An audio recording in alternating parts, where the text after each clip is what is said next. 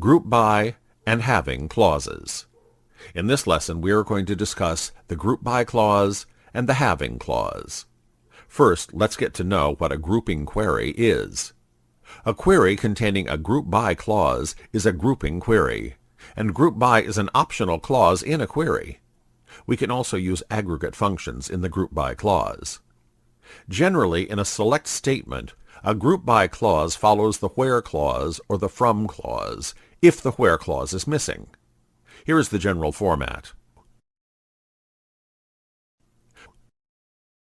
In this format, column 1 and column 2 are the grouping columns. They must be the names of columns from tables in the from clause.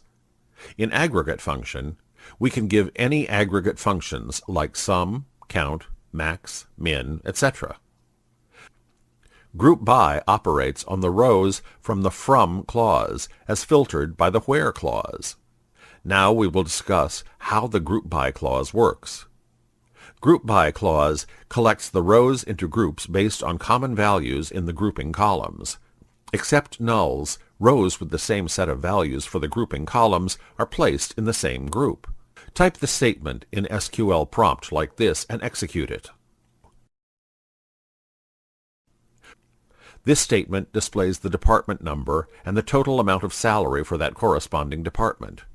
Here, every department is grouped according to department number, so we have used the department number column for grouping. Now we are going to discuss the having clause. This clause is also associated with grouping and aggregate functions.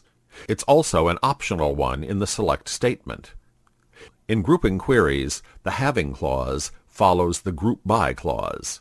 In aggregate queries, the having clause follows the where clause or the from clause if the where clause is missing.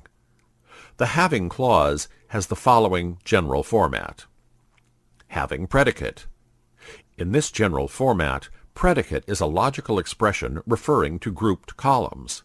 If the having predicate evaluates to true for a grouped or aggregate row, the row is included in the query result. Otherwise, the row is not included in the query result. Let's see this statement. Select dept no count asterisk ename from emp group by dept no having count asterisk greater than 1. Let's execute it. This statement displays the department number and the total number of employees in each department where the number of employees is greater than 1. Here we have used the group by and having clause in our statement. We can find the order of writing a having clause in a select statement. Here we have written this clause as the last clause. In this statement, a group by clause will group up the rows according to the column department number, and finally the grouped columns are checked in the having clause to check the count. I hope you understand the uses of having and group by clauses from this lesson. Now I want my learners to write some more queries using these clauses to understand them completely.